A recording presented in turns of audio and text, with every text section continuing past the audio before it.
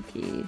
I'm going out drinking tonight. Very excited. It's witches night out in my town. We do this like thing that everyone in downtown, and you wear witches hats and stuff, but it's also my aunt's birthday, so margaritas while in a witch hat on deck. Let's go.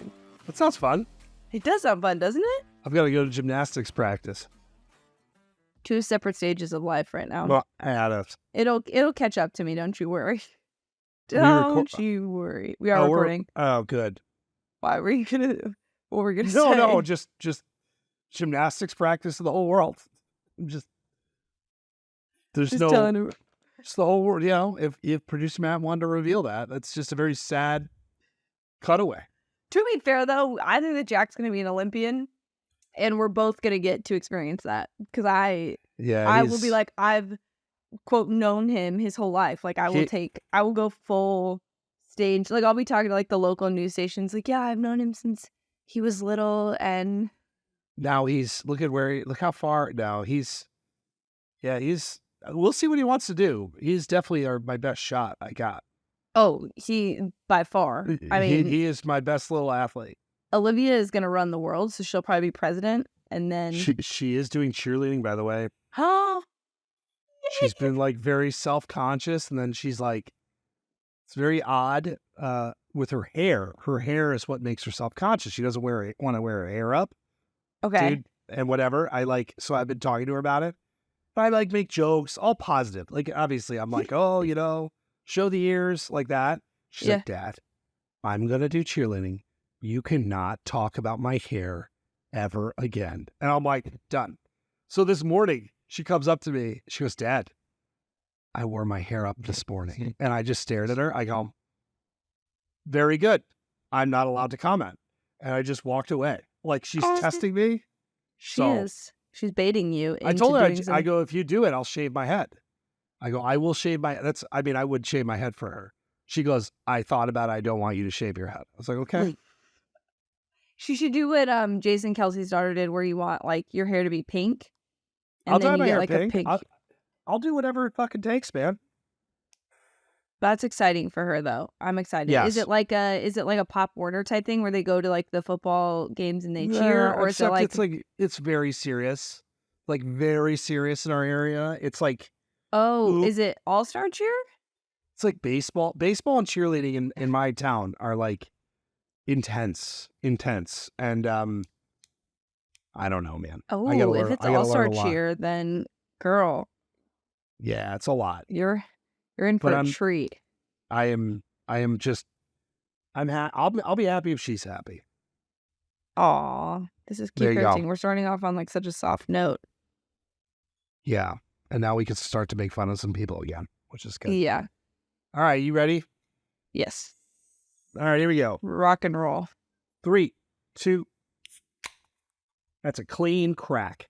Cheers. That was. Cheers. No puns allowed. Adam and Paige. It is October. His week 6. And that's when, of college football. Are you starting to do that thing at all where you look at schedules and you're like, wow, look how far we've made it. And also like the games, they're not dwindling, okay? No. But you're like, we're carving our way through this thing very quickly as we always do. I just can't believe it's October. I can't believe it's October too. But this is going to be a really exciting month for you, our resident Pac-12 correspondent. This is where shit gets real. All right, this is the shit gets real month for October. I'm so excited. So we will talk about that, but let's talk about municipal. I like that sweatshirt. Thank you very much. I've got my salmon colored golf shirt. Okay. We love municipal. It's more peach in my opinion, but really. Like out of the gate, we're just already arguing about colors. Yep. Is it going to be that kind of episode? To be fair, wait a minute. We'll finish this ad read in a sec. To be fair, you've been slightly feistier online lately, especially about certain pop culture moments that are happening with me, and I'm trying to enjoy it, and you're being a little trolly. And I'm not used to troll Adam because you're usually pretty good with me because there are enough trolls. But like I kind of am here for it and I allow it because it's you. So sorry that I said it's peach, but I do if you're watching this, but in the comments, please peach or salmon. That is peach in my opinion. It probably is peach. Salmon would be a little. This is actually I'm more of a peach. pink. It's like softer on the eyes. We can revisit the feistiness, by the way, We will. at some Totally. point. I put it in our random No, shit. no, but, that's good. Good. but- I like it. But municipal, we agree on. municipal knows We us. don't. So Yes. yeah, who else on the internet can argue during an ad read, right? Only us. Municipal, do you love us for who we are? And maybe who we're not. But again, go to municipal.com, 20% off your first order. No puns 20 is the code. It is getting into municipal season. I've got to start breaking out some of the, it's going to be like 55 degrees here tomorrow. We're going from 81 to 55. Wow. So we got to get out the warmer weather municipal stuff, which I'm going to start to do that transfer. Big Ten weather is coming, Paige. It's upon us here. So What are you talking about? LA's still pretty warm. I didn't even Got him. Just today. Light bulb, like like in the cartoon character where the light bulb goes off. Like it the took elevator me a went minute. to the top. Yeah. It did. It took me a minute though. Yes. All right. So we start off. Normally we are cheerful, but a heavy subject to start. Which is Greg Brooks Jr. Of LSU diagnosed with brain cancer. We were talking before we started. It sounds very serious. It's scary. I don't know any other way to say it other than this is hard news, and the way the news is being delivered, the details are pretty rough. Yeah. It was acknowledged today that he did have surgery to remove the brain tumor. It did impact his speech and motor skills. So it is super heavy, way bigger than football.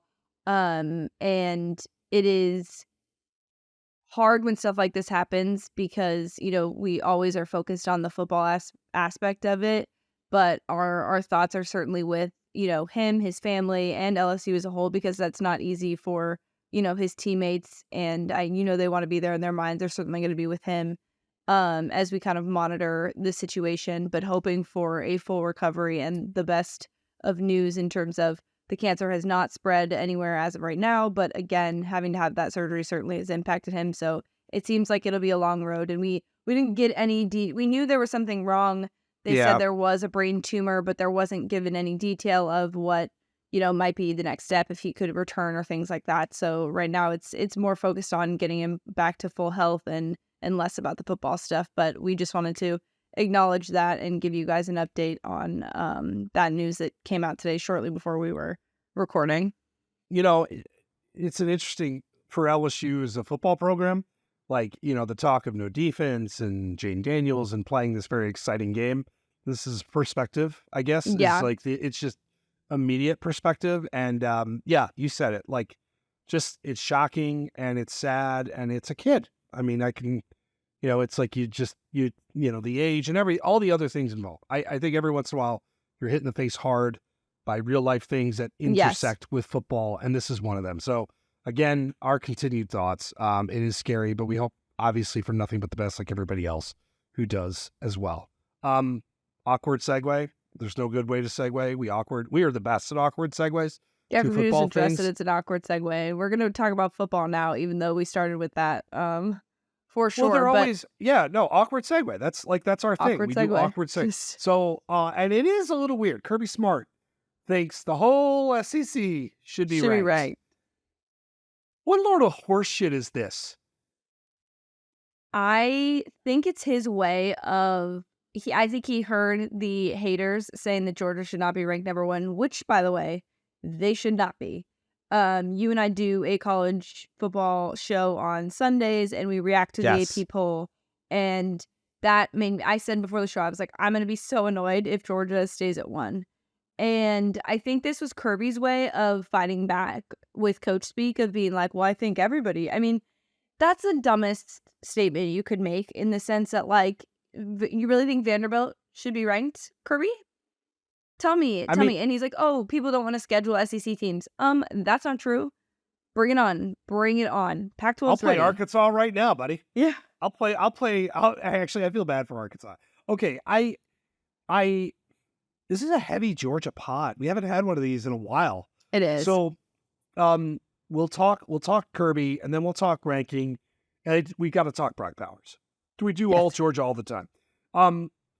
Kirby is campaigning, so he is in the midst of a beauty pageant right now. So we're getting into political season where you're going to start to hear, and I hate it. I hate all of it. And Kirby is looking at his schedule, which sucks, by the way. And their best win right now kind of sucks too. If they didn't have a superhuman at tight end, it may not have happened. And all of a sudden, he's starting up the narrative. Yep. Whew. Look how goddamn hard our schedule is, right? Kentucky, in the Big Ten, Kentucky would be a champion. I'm saying that. Kirby did not say that. Be clear, Kirby. Love you, buddy. We also don't believe that. So No, we don't. We don't believe it. Although I think Kentucky would be pretty good in the Big Ten. I have to say. That'd be a fun team. All that being said, like, we don't need to do this. Kirby, you don't need to do this. We know what's at stake. We know the SEC is a little down. Yeah. We know what your schedule is. It's not going to change anything other than kind of irritate people or get us to talk about it. Yeah, well, and I think you're right that we're coming up to that season because the first college football playoff rankings are October 31st. And I think if we were having a discussion about college football playoff right now, I don't think you put Georgia in the 1 spot. And I think he recognizes that. And, not to say that, like, I mean, if you're in, it's fine. But I think, because I certainly think they're a top 4 team in the country, but it is funny to hear that. Of all the years to say that, like, there have been lots of years that you could probably argue that, minus like a team or two. And I'm sure he's talking about like the Ole Misses of, the SEC who, potentially could have a chance in their division and things like that. But yeah, it's just very funny. And like, and it's gone everywhere because I think honestly, everyone was already annoyed that Georgia was in the 1 spot in the AP poll. And then now this, buddy, when you play Auburn that close, I don't know. That was so stressful. And I think, like you said, without Brock Bowers, like what's the result of that game? And I know you wrote on Brock Bowers this weekend and maybe wrote something that annoyed a lot of people as well. So just kind of curious. Yeah. So, okay. I bet Michael Penix Jr. to win the Heisman. If I were going to give the Heisman out right now, I'd probably give it to Caleb Williams or I'd give it to Michael Penix. Mm-hmm. Full disclosure, right? Caleb Williams has been sensational. I think we're kind of just numb to his greatness the more I think about just how good he's been and how shitty his defense is. So he's going to continue to be great. But I wrote that Brock Bowers, at the very least, needs to be in the conversation, and we need to be able to have it about tight end. And it's more speaking to the process as a whole, right? Like, than anything else.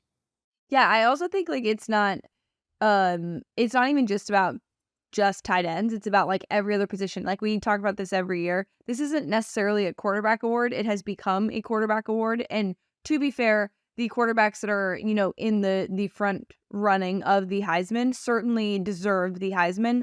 But the fact that we've like dubbed it a quarterback award without looking at the fact that Brock Bowers is probably one of the best players in the country, and we're not seriously talking about him as a Heisman candidate as a whole, but just like people here and there are like, hey, yeah, we should talk about Brock Bowers, but it should be more of like a legitimate case.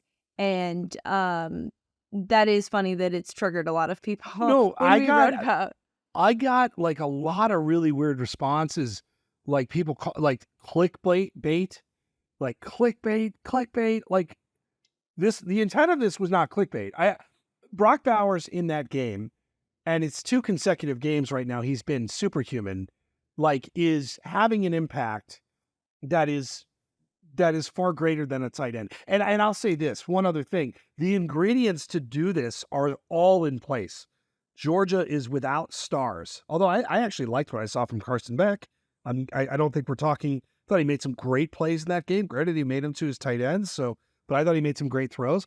You got the number 1 team, whether we agree or not, and I agree with you, it shouldn't be, with a star tight end who's going to just continue to be a menace as long as he stays healthy. If you get enough cannibalization in the Pac-12 and you get some things to go your way, I think it could be really interesting. That's all I'm saying. By the way, at the time we wrote the story, where the fuck are his Heisman odds? Hold on. So I'm looking at this live. So when I wrote the story, he was 80-1 to win the Heisman. He's now 60-1 to win the Heisman. So people are kind of doing this. To your point, like the Pac-12 quarterbacks certainly have to go through a gauntlet, and they could end up. So you could have Caleb. He could lose to Oregon. He could lose to Notre Dame, and Penix could lose to Oregon. And if you lose those big games, and we kind of, like you said, cannibalize in the Pac-12, now having those teams losing to Oregon would obviously have Bo Nix be part of this conversation. I was just going to say he's got to be there. It does matter how your team success matters as a part of the Heisman. That's just part of it. And I think we've been talking about Brock Bowers, but arguably, if you objectively are not looking at just games and how they've been won and just looking at the player and their skill itself, you could certainly argue that Brock has been equally as important to his team and in terms of statistics. I just love watching him play. I think the voting, you have a contingent of media that would be like, fucking yes, let's give him to a tight end. That is a smaller percentage of people relative to this large pool that would not even consider him as a winner. But if you remember, when Devonta Smith won this award, different for a wide receiver than a Heisman, it starts like yes, and different. I think for him, statistically, Devonta Smith put up magical numbers. Brock Bowers will not put up magical numbers. He will have a magical impact. It's a harder thing to contextualize. It's more, sounds weird, Mate Te'o, when he played his way into the discussion, had like a magical impact on games, and that's how he did it. He didn't win, but he got there. Again, so I know that's weird and all that shit. I want to shout out DraftKings because I feel like they've actually been listening to our podcast, because I received an alert from BR Betting today that said you can take this bet. Are you ready? Yep. Will the 2023-2024 Heisman Trophy winner come from the Pac-12, yes or no? Did we or did we not a couple weeks ago say, if you want to bet, the odds are -155 and +125 for no, okay?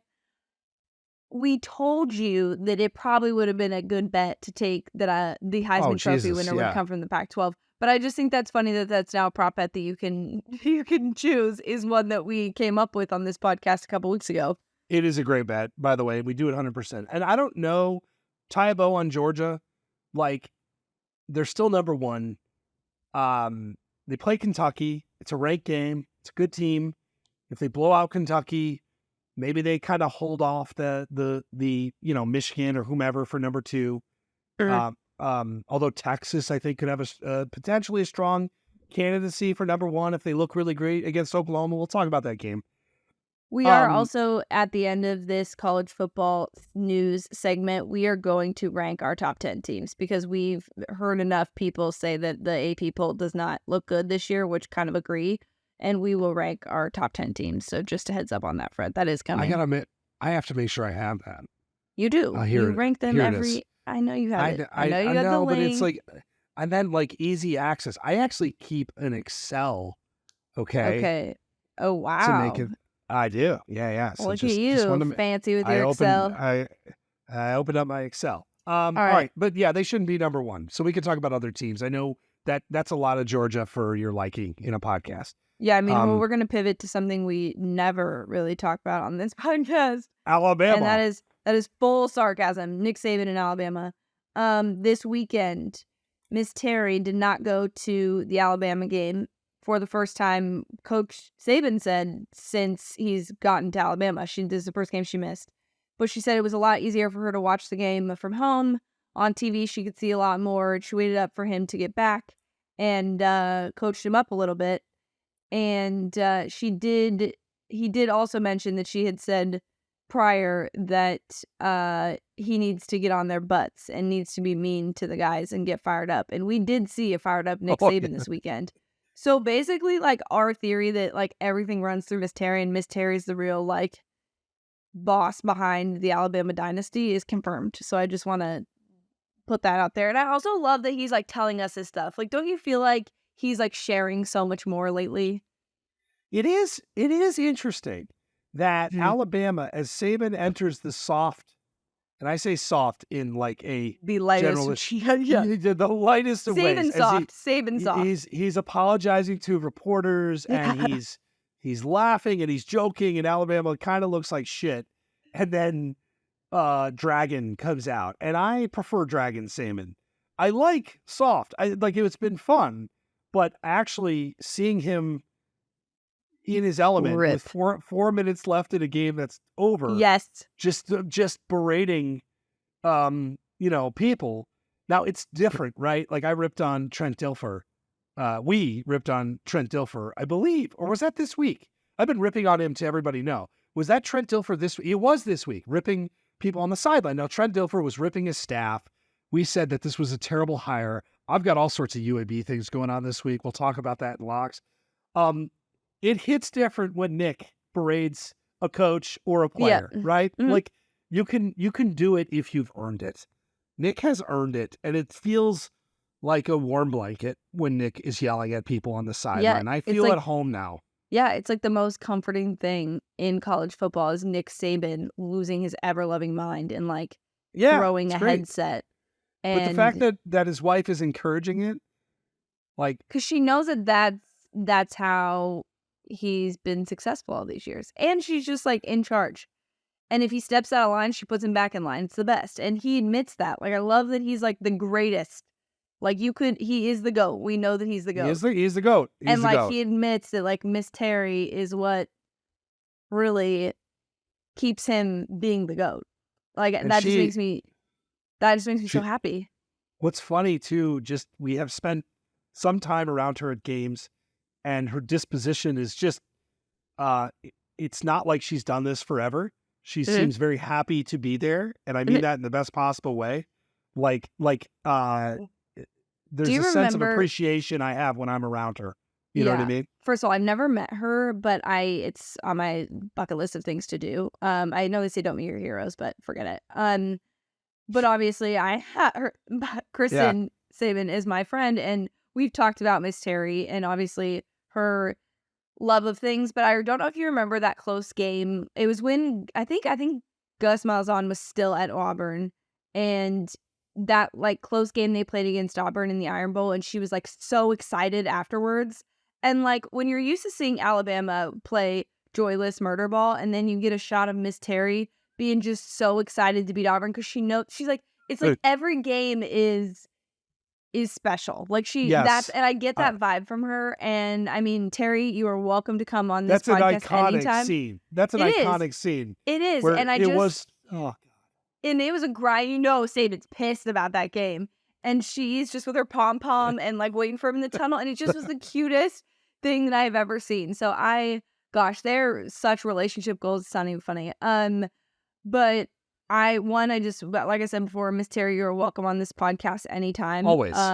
Because I think she's just like the most adorable human being to walk this planet. So I want to skip a natural transition from one team to another and talk about Iowa. Again? Because, one more time. Last week, you're like, we're done. I don't have to do this anymore. And then I look at the doc, and Adam has added Iowa into our rundown. And I'm like, all right. He's not done. All right. He keeps coming back for more. I'm back. Okay. I'm back.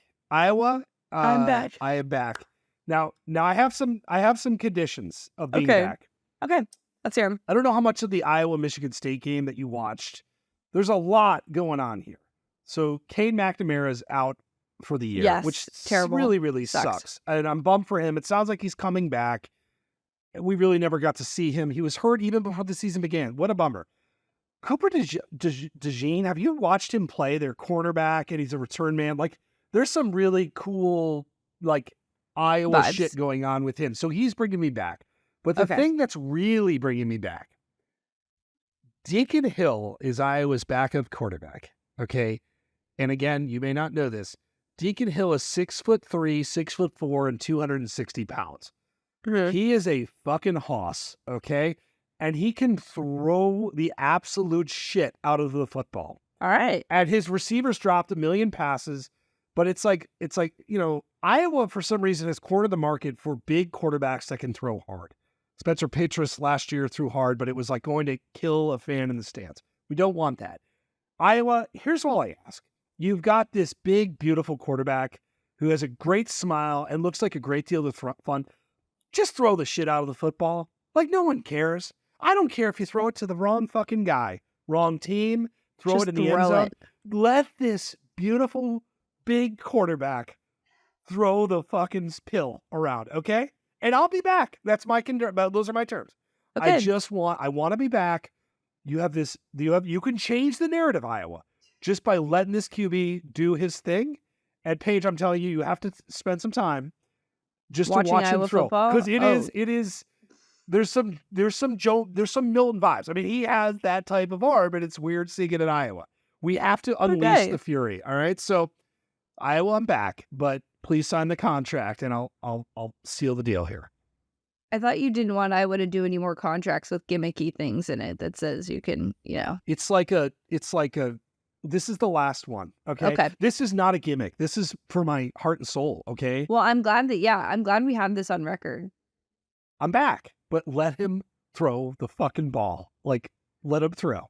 It is a sight to be seen. So there you go. That's my Iowa portion. That's right. Now we can get it done. Now we've got college football business. Now we talk about some of this stuff. This is business, the business side of things. Yes. College football playoff expansion and transfer portal are always a big part of that. The NCAA has now given us some rules and some windows for transferring, which are nice.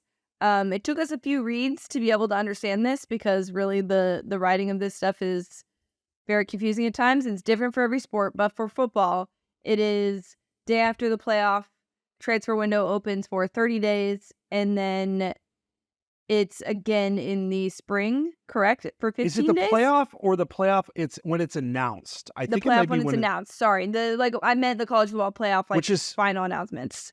Yes, and so they're tightening it up, which I think is good, because it got a little crazy. I will say the only thing that's a little bit, December is like a fucking wild ass month for college football between this and playoff. But I think this. What's that? I was gonna say, have they gotten rid of the signing day window thing? I mean, with the transfer portal, this kind of makes it'll be in that window, but yes. Yeah. No, it's hard. I mean, it'll be nice. Like, if you're a playoff team and we're embarking on we're going to, go from 4 to 12, right, in a year. So you have a lot of teams that are going to be consumed. I can't imagine running a program in December. Alabama's mastered this art. It's really, really hard.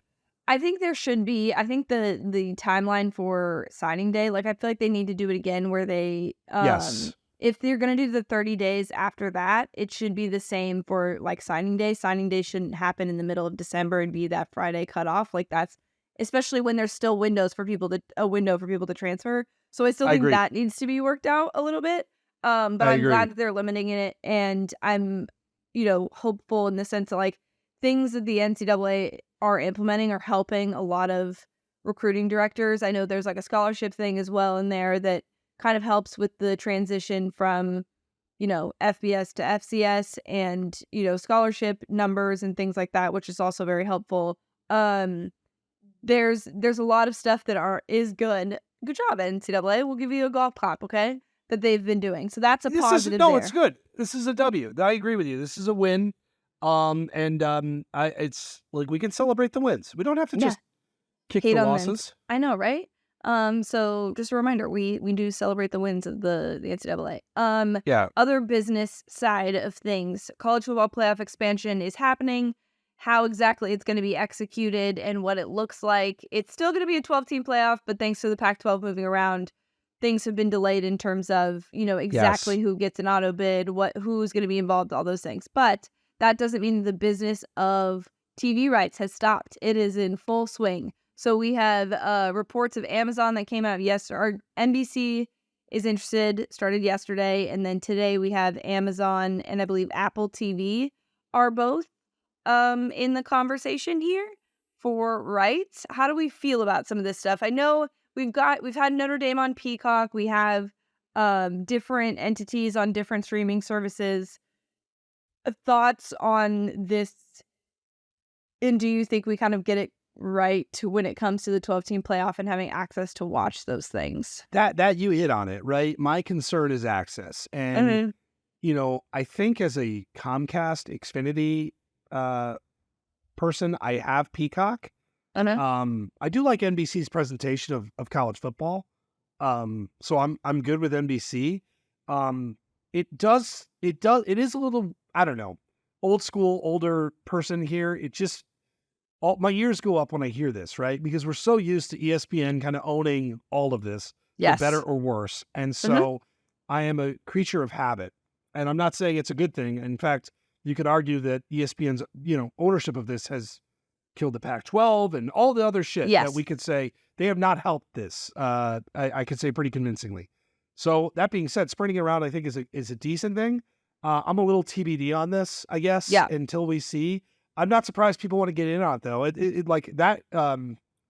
This is outside of the NFL, which is a monster. Is a great entity to have, and it's a cash cow. It is a cash cow. And I was thinking while you were saying that too, like if we think about, the NFL and just like the weekly slate of like Thursday, Sunday night, and Monday all being owned by different entities, I think you get a different version of different things and you get to try new things. And I think with people like Amazon and Apple and even NBC, like you are going to get different styles of covering this.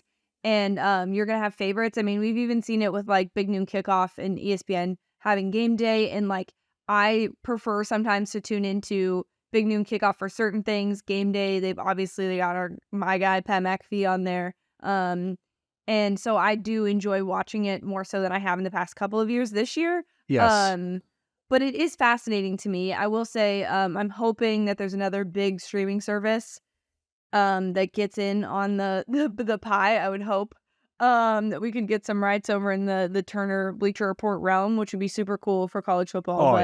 That's above my pay grade, so I can't do that. So if you want to do that, just email the president and head of Warner Brothers Discovery Sports, because it's not me. Although you would think that by some of the company things that I promote, but it is pretty exciting for college football in general, though, because again, like you said, when one person owns it, one entity owns it, it feels a little like it just doesn't feel genuine to the sport. I don't know. It kind of just oversaturates. It's like business when you have a monopoly. It complicates matters. And again, I don't want to get into the whole how ESPN is, the expansion, realignment, all of this. If you're tracing it back to a singular source, I would start there. I really would, in terms of the money and everything else. I'm not going to do that today. It's a positive vibes day. It is a positive vibes day. So, which is why we can do our top 10. So, I'm ready. How do you want to do this? Of course, in fitting no puns fashion, we have not planned this. We don't know how we do a reveal. Do you want to go one, 2, 2? Yes, but let's go 10 to 1.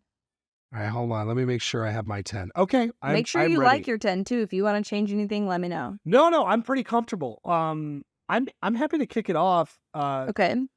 And my number 10 team is Oklahoma. So samesies.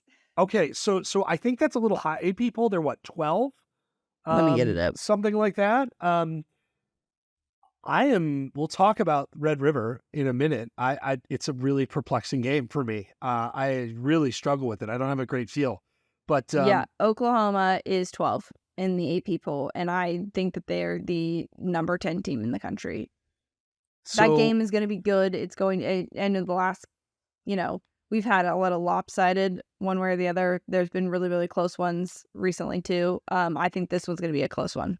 Oklahoma is the number 3 scoring offense and the number 4 scoring defense. Well, remember crazy. I said this on our AP show. I was like, people have really been talking about that offense. They've run up the score, but their defense is also only allowed. They're averaging a touchdown allowed a game. That's it. Like, that's still impressive, especially in the Big 12, you guys, where like we know that that's where offense lives. That's such a big deal to do that, and then also scoring 2 touchdowns themselves in those games, like, is still a huge deal. So defensively, I think they're a better team than we've seen Oklahoma defenses in the past. And it'll be interesting to see in the game against Texas how that holds up. I'm glad you said the word defense because that's a good transition to my number 9 team. It's USC. There is Okay. not a lot of defense on that team. I just gave some Oklahoma stats of, let's see what USC's scoring defense. Oh. Number 64. Number 64 scoring defense. So I've just kind of casually dropped USC defensively, or not defensively. They've dropped themselves defensively, but I've dropped them a few spots. Caleb Williams is still just incredible. And so this is a perplexing team for me. Yeah. But I think as Pac-12 heats up, there's going to be some problems here. So my number 9 team. So my number 9 team is Notre Dame, which I feel like is a little low for me because I do really like this Notre Dame team. I think offensively, their offensive line is probably the best in the country. I think obviously you have Sam Hartman who can do things and you can be reliable on that guy to win a game. By the way, shout out to the Notre Dame video department. Holy smokes, that video. If you've not seen it, please go find it. Chills. It was incredible. Headset audio. That was the most football feels ever, and I loved every second of that. But I'm still nervous about this team because they've played in these closer games, and so that's why I have them ranked at 9. And then USC is my number 8 team. So they're right there. So I swapped them because USC still to me has won by emphatic fashion. And yes, they let teams come back, but I still do think offensively they're the better team right now. And we'll get to see them head to head. So for now, I'm giving Notre Dame the 9 spot, and the 8 spot I'm giving to USC. I've got Oregon as my 8. Okay. Again, really balanced. We talked about Oklahoma, Oregon the same way. Have hit some home runs in the transfer portal, especially in defense. Offensive line we thought would be a problem. Bo Nix is great. I mean, they're Oklahoma and Oregon are probably the 2 teams that maybe we're not taking seriously enough, I'd say, like in this realm. Okay. Why are you smirking about that? Because I have Oregon pretty high. So you're taking them very seriously. Yes, I'm taking them very seriously. All right, what number was that? That was 8. 8, so we're going 7. Penn State is 7 for me. Yeah, Drew Aller's been good. The defense is good. The O-line is great. They're like, if they get into a shootout, that's probably not the game that they want. The running game is good. They've been as advertised. They were a really hyped team, and they've validated it so far. So it's a really good team. I can't wait till these games start picking up for them. Yeah.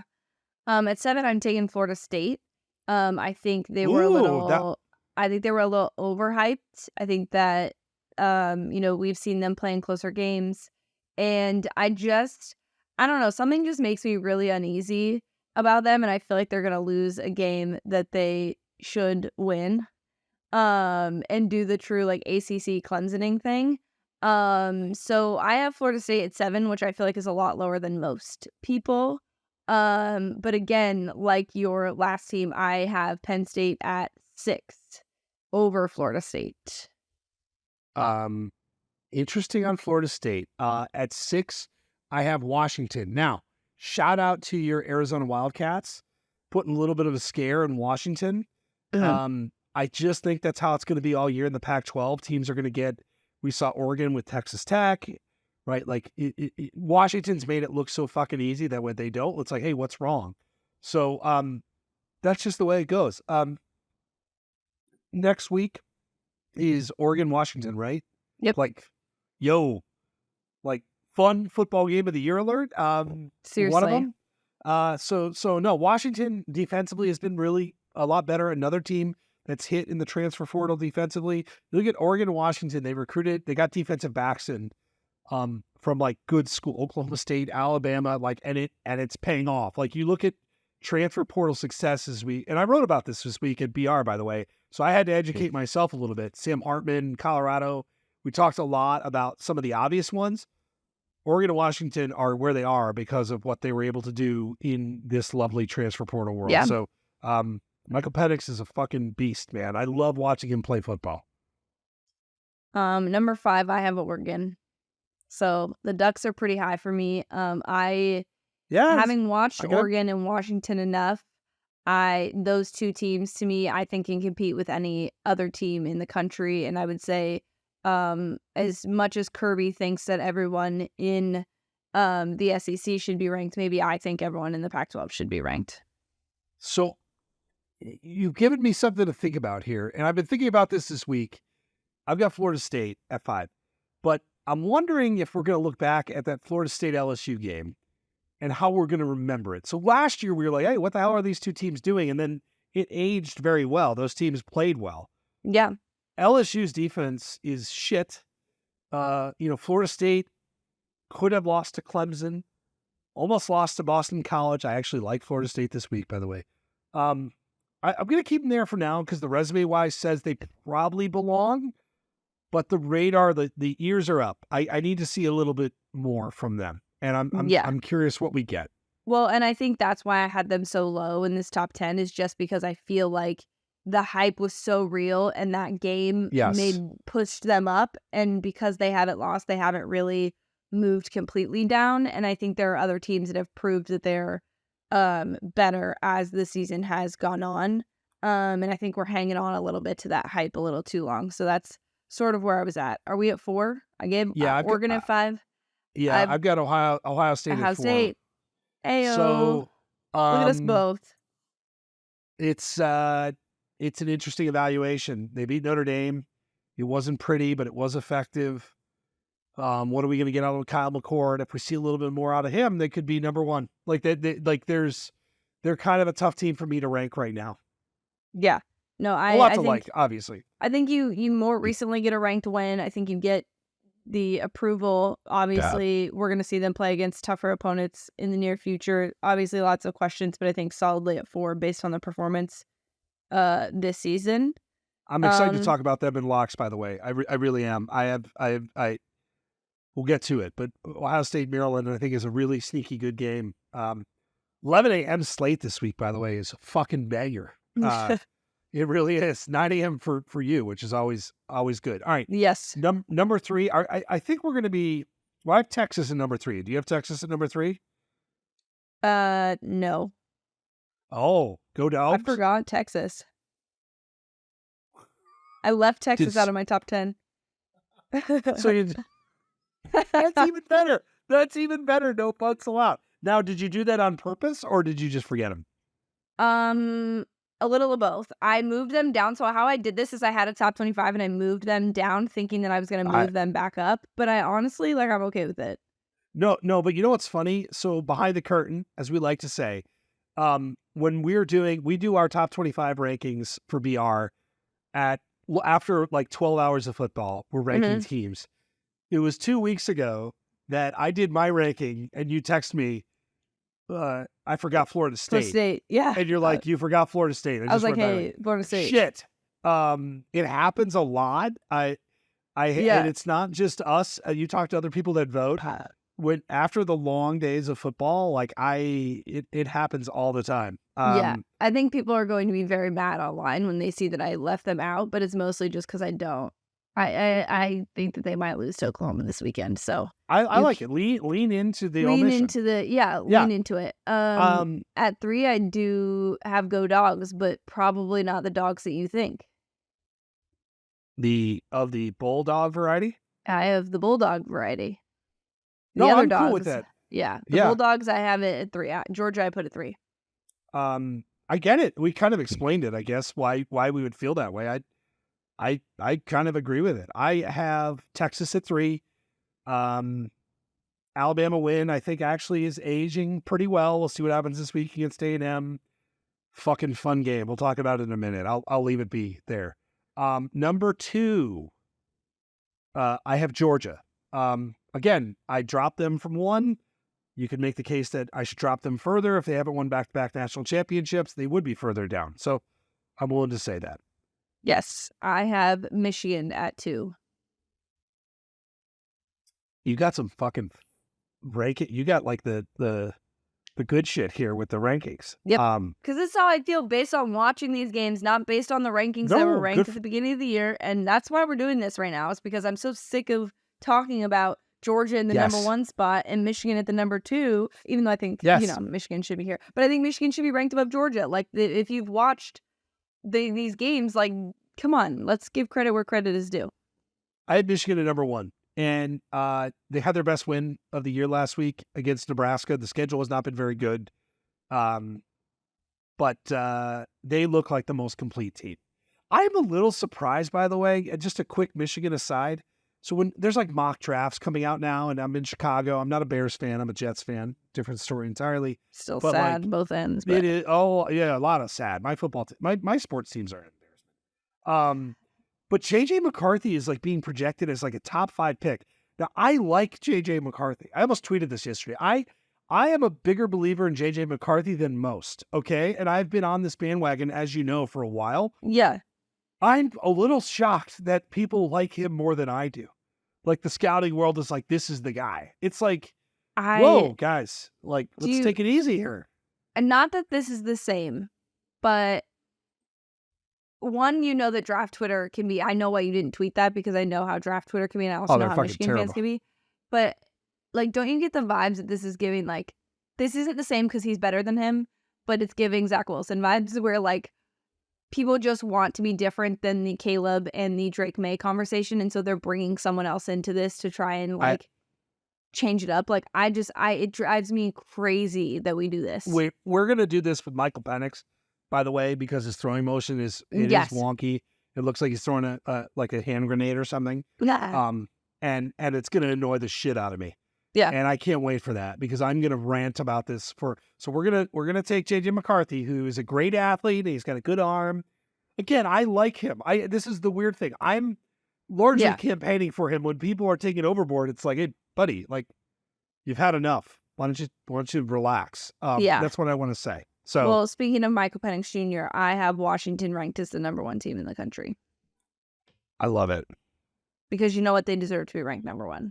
Even with the scare, because we talked about this on the A People show. I think a lot of people underestimate how hard it is to go on the road in the Pac-12. It was family weekend in Tucson. There were a lot of people at that game. I know it's not your usual spot. It's not like going to Oregon. It's not like going to Washington to play. But I think a road game in the Pac-12 is equally as difficult. It has been. We've seen a lot of it. I mean, even was it USC last year at Oregon State? Like, it's not easy to play at these places.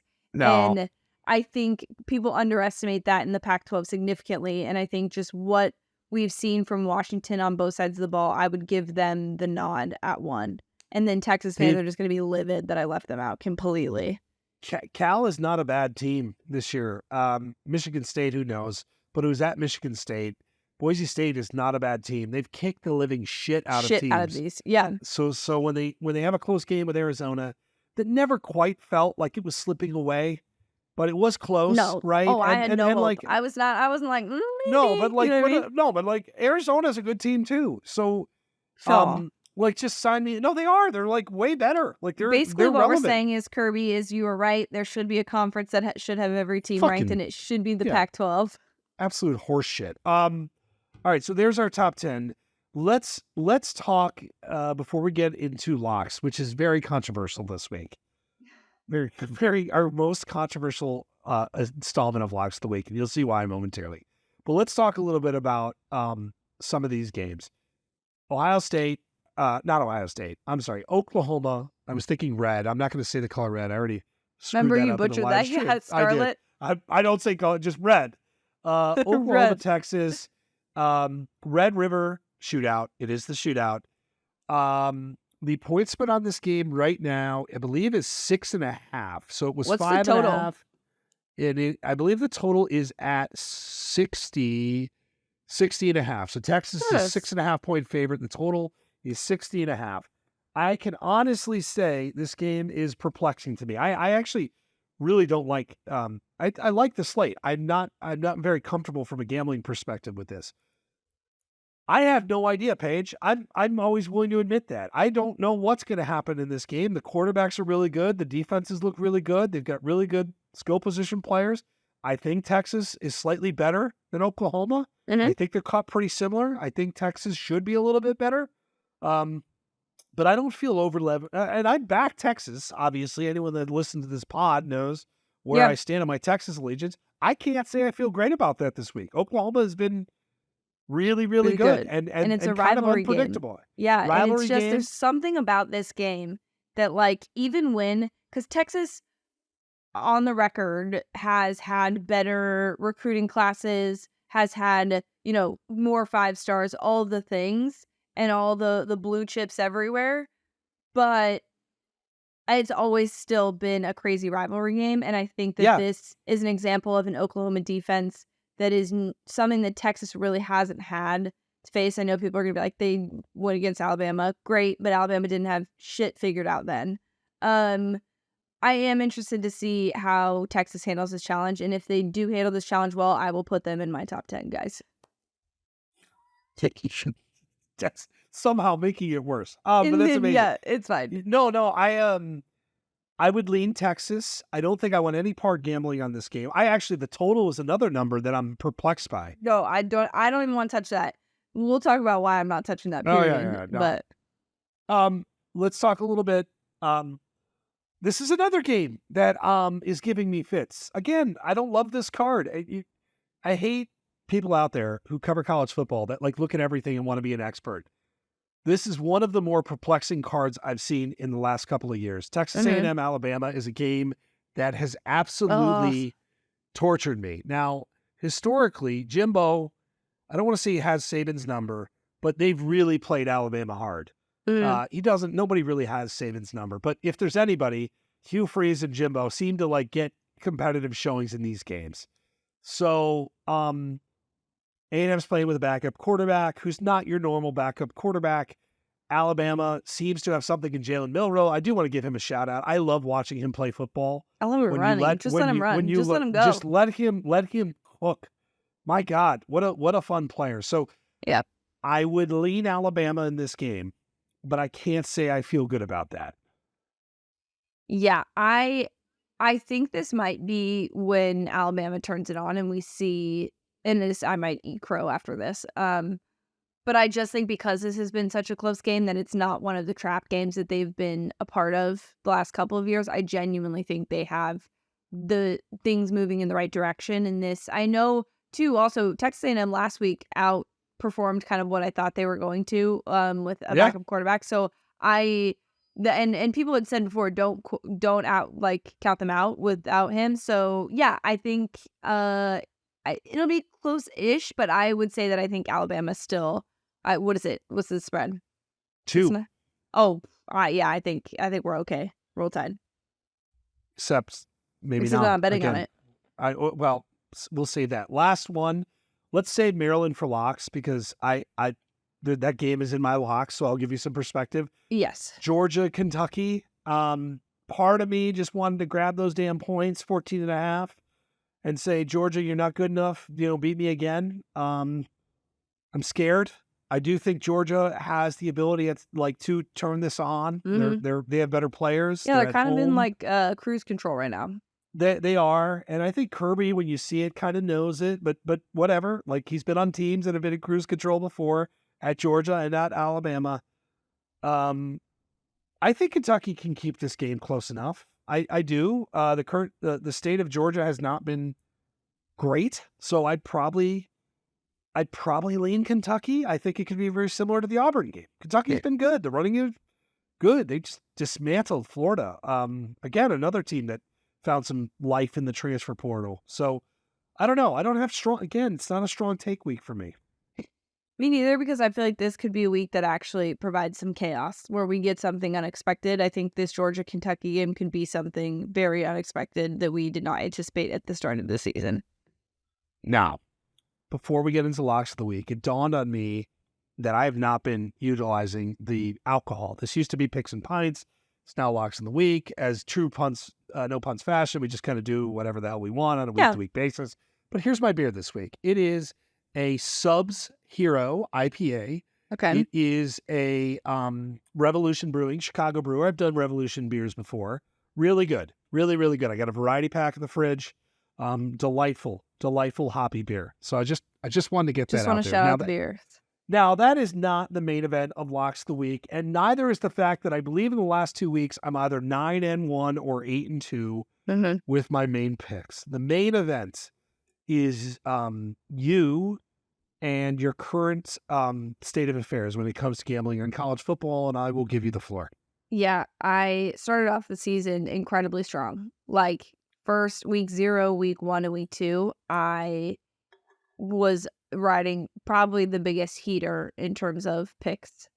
Yes. This last 2 weeks, I am 2-8, and I have decided that I'm not going to make picks this week. I'm not going to bet on college football this weekend. I'm going to give myself a cleanse, and we're just going to, and I know you may have an opinion on this and think that I should just continue and forge forward, but I think I need to clear my mind, see some games without focusing on spreads, and recalibrate next week and start from scratch. I'm proud of you in one way. Okay, I've done this before over the course of time. Because when you're going bad, nothing can go right. I'm chasing at a rate that, like, this last weekend, I was like, just give it a rest. Like, it just was too bad. So I realized I reached a point where I was like, you're just reaching for things that only have value, not taking the smart choices. So this is my betting reset. And I feel like everyone who gambles on sports has been in this people spot have done this shit. where you need to take a step back.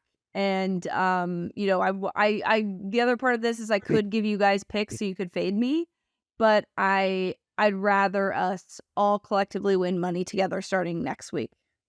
Or just take Kramer's picks.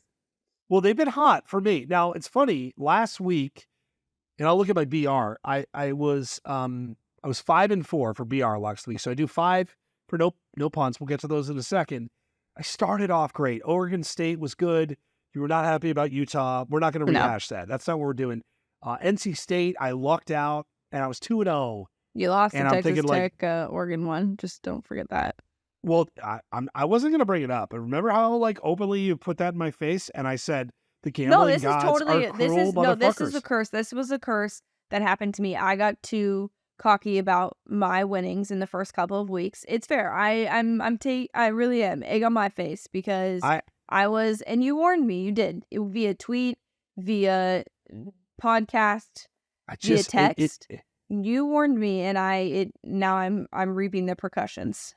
And gambling is just, it sucks the soul out of you.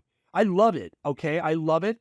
But I'll tell you this: I don't bet as much on games as I used to anymore. Because in this pod, and even the picks on BR, I am so concerned about my public record that I don't need, it actually changed the way I handicap now. Yeah. I gamble more on the NFL, on the NBA and things because that's fun for me.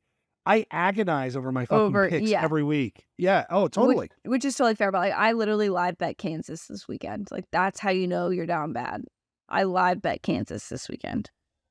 Well, good. All right. So do you want to hear my picks? I would love to hear your picks.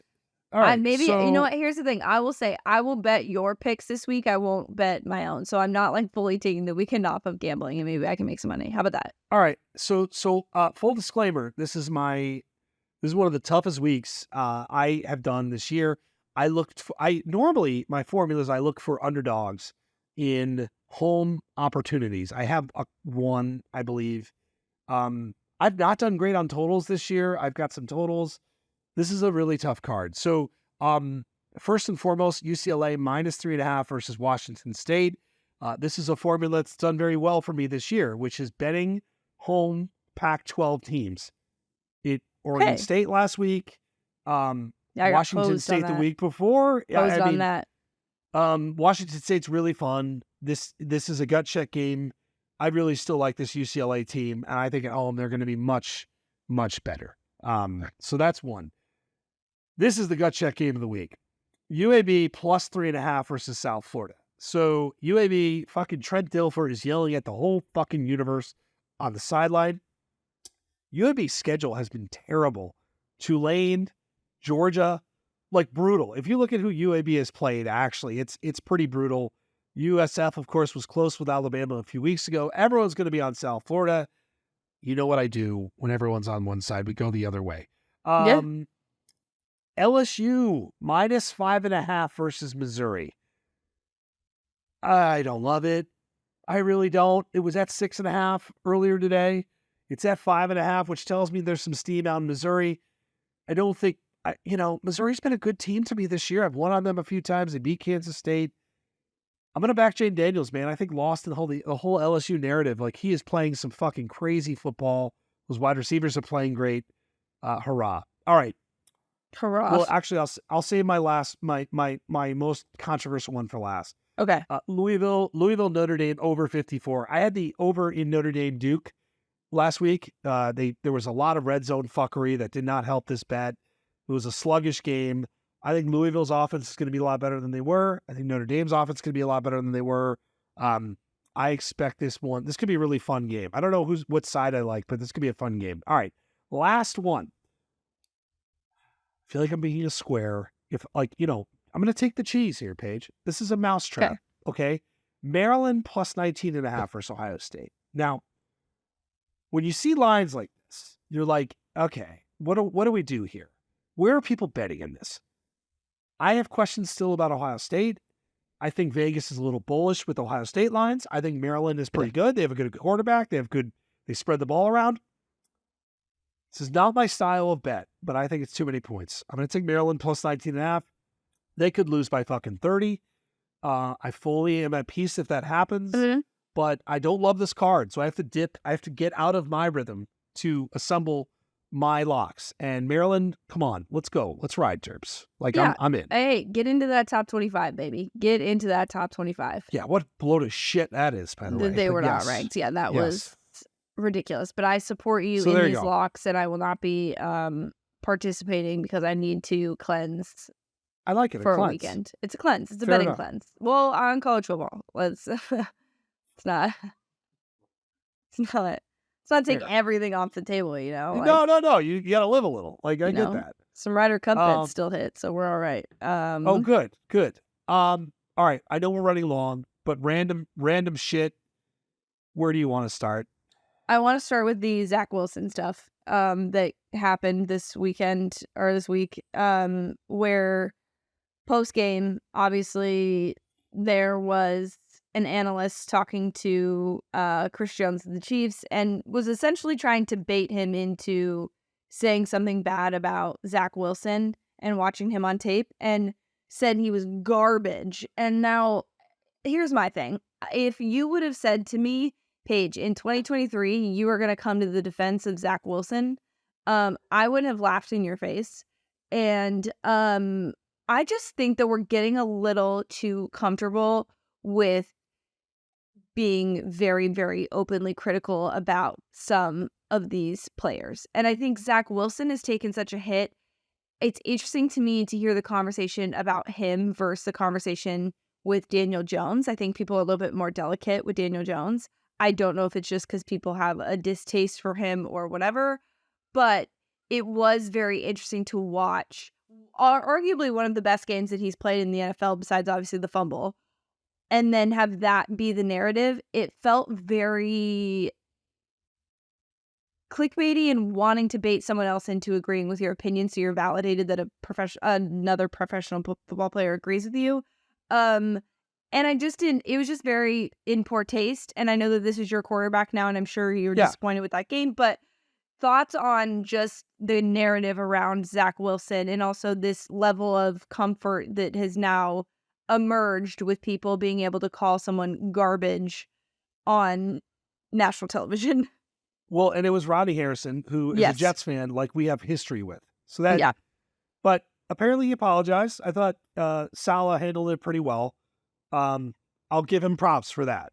Mm-hmm. Really weird though. Like, you can't, like, the interview was super uncomfortable. Like, and I'll look at it like more as like a journalism side than a Jets side. Like, really bizarre. Like, it was like awkward. It felt like a skit or something, honestly. I really feel bad for Zach Wilson. Like, I as a Jets fan, it's been really disappointing. But like, and last year he said some shit that people piled on. He has not done that at all. And he's been thrown in a really brutal spot. And he played great. Like, he did. He fumbled, but like, I don't put that game solely Whole on game him. on Like him. there, Yes, there was like totally, two totally. drives where you're A like, oh my million god, drops. Could you please oh catch my the god, ball? yeah. So like Yes. and he owned it after the game. Like as a Jets fan, that was disappointing, but also I had Jets plus 8.5, which was nice. That was fucking sweet because everyone going like bitching about the whole Mahomes slide. That was great. Yeah. Well, and I think I agree with you. Like I don't know. We fixate on certain players, and like where are we? We're not doing this with Trey Lance. no. We're not doing this with Kenny Pickett, who may not be any good. Wilson's a very easy target, and it's the Jets, and so I kind of am at peace with it. I feel bad. I can't imagine being in the position that he's in, where you're running for your life and you're playing like a Super Bowl team and that quarterback, and you play well, and there's still an avalanche on your head. That's got to be a very helpless feeling. Yeah. And I think to a point that I want to make is that there are a lot of former players that are on these broadcasting things, which is great because they do bring a perspective that a lot of people don't get. But I think there is a line where you maybe as a player would have said that to another player, but as an analyst, that is not professional. And I think, sometimes we hear that narrative of like, oh, they've never played or, whatever. But I do think there is something to be said about journalistic integrity and ethics in that. And I just thought it was interesting that like, and he did apologize and people held him accountable and all of these things. But we are starting to see a lot of either former players or whoever have podcasts or things that can say whatever they want, which you're entitled to say what you want. But there are going to be repercussions that people are going to call you out for takes, and you have to be prepared for that. That interview was bullshit. Yeah. I mean, and it's a Jets rival, so like people look at it and they're like, what the fuck? I mean, you made Zach Wilson a character people now sympathize with, which is crazy. Like, so I guess that's as big of a failure as it was. I'm going to get fired up. I don't want to get fired up. You're about to get more fired up. Sorry. So we did mention earlier that you have been a tiny bit of a troll lately. When it comes to this Taylor Swift and Travis Kelce stuff, the NFL's coverage of it, a lot of people are really sick of it. They talked about it on their own podcast today that it maybe has gone a little too far. But curious, one, are you annoyed with it and kind of over it and ready to move on? What's your take here? Because I mean, I understand people's like annoyance and frustration with it, but I also see it from the side of like, it's a business and like, why wouldn't the NFL be capitalizing on this? You know what I mean? I'm not annoyed with it. I agree. Like, I completely understand it. And you grow the audience. I just don't understand the hoopla. I explain this to you, and I'm going to be careful here. You don't have to. This is a safe space. You know what's funny though, right? I'm going to go pick up my daughter from gymnastics here shortly, and kind of funny to said that after having a beer, but whatever. And every time we're in the car, we're listening to Taylor Swift now, and we're singing Taylor Swift together. So I like Taylor Swift, and I like the NFL. I'm not connecting the hysteria dots here. So like even the conversation about the conversation to me is kind of wild how much people care, A, about Taylor Swift and the NFL, or B, about how the NFL is promoting Taylor Swift. Like, the whole thing is just like, it's just wild to me. And so when I do troll, and I'm like very passively trolling You're trolling me as a joke. Like, you're not actually.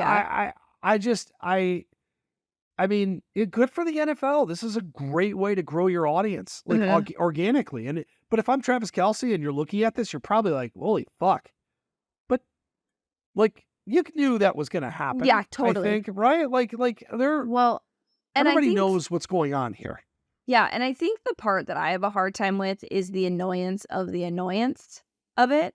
So like, I'm annoyed that people are annoyed that this is happening because it's going to pass. Everyone was talking about how the NFL socials changed their bios. They do it a lot.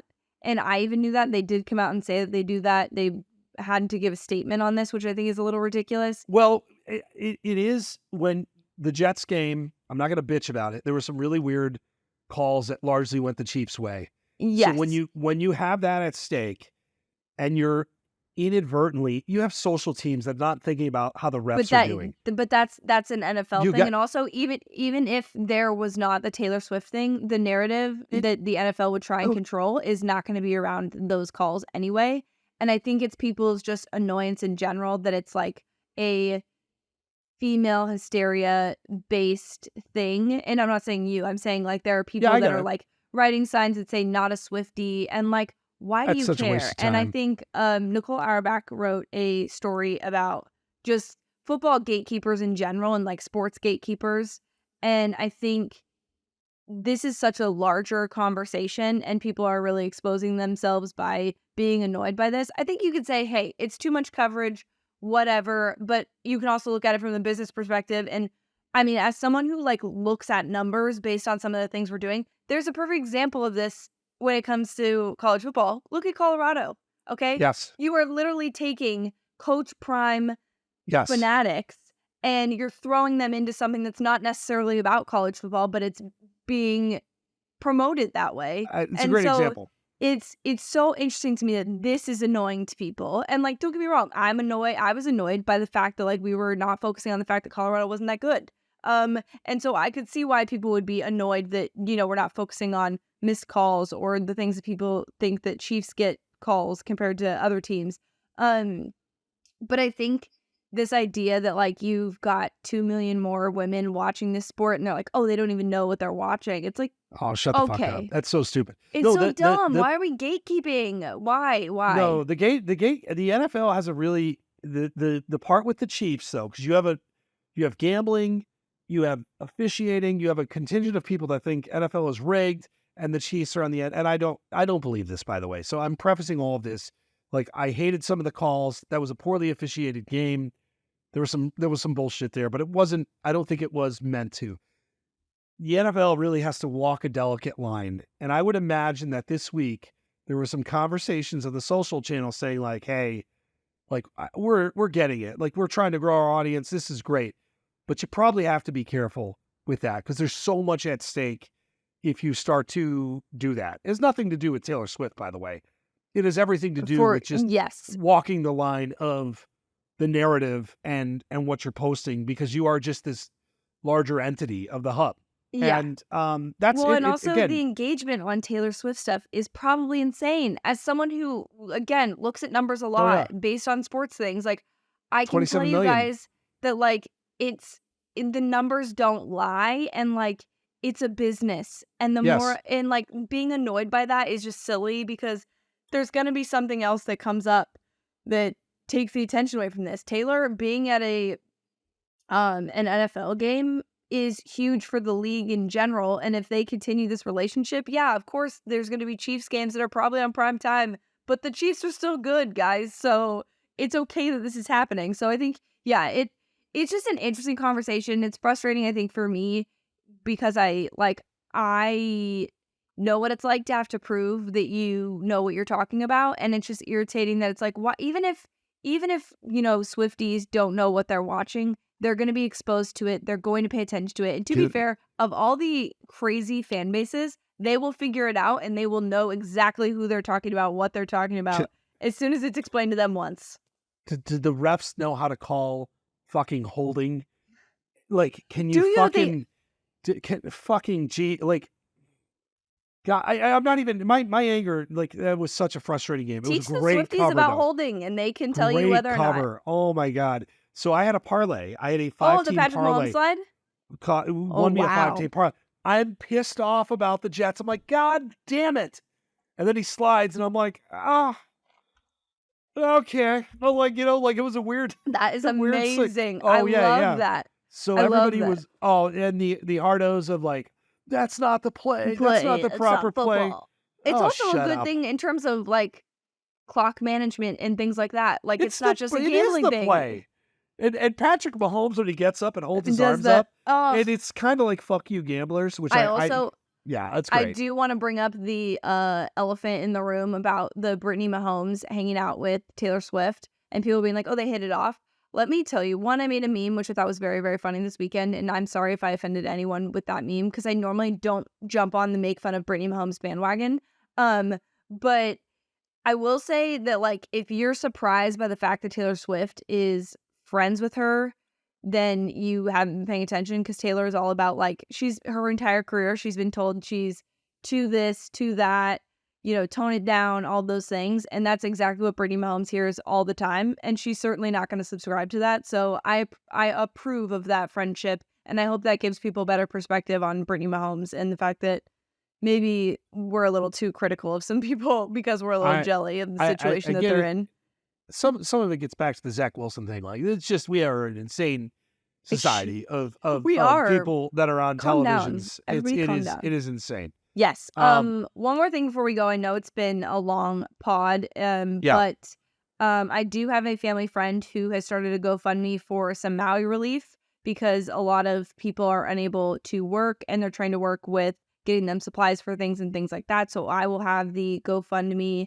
It's called Tradesman's Relief. I will have the GoFundMe in our bio stuff this week, and we'll tweet it out so you guys can support if you can. But just want to try and do some good things with our lovely platform and our lovely listeners that we have here on No Punts Allowed. We do. We have lovely listeners. It's the communal aspect that we love about college football in general too. So we are more than happy to support. Awesome. Look at us. What a That's pod. a long pod. I know, that was a good one though. Long pod. All right.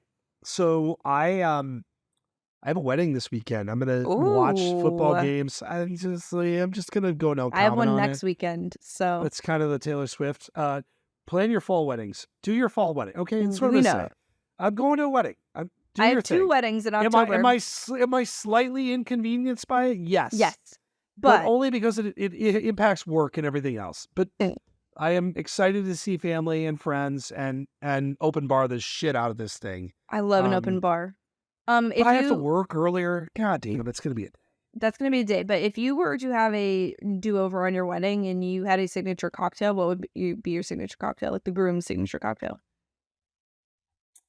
That's a great question. I think it would be.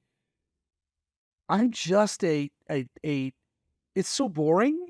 But I'm Tito's and tonic to the end of the earth.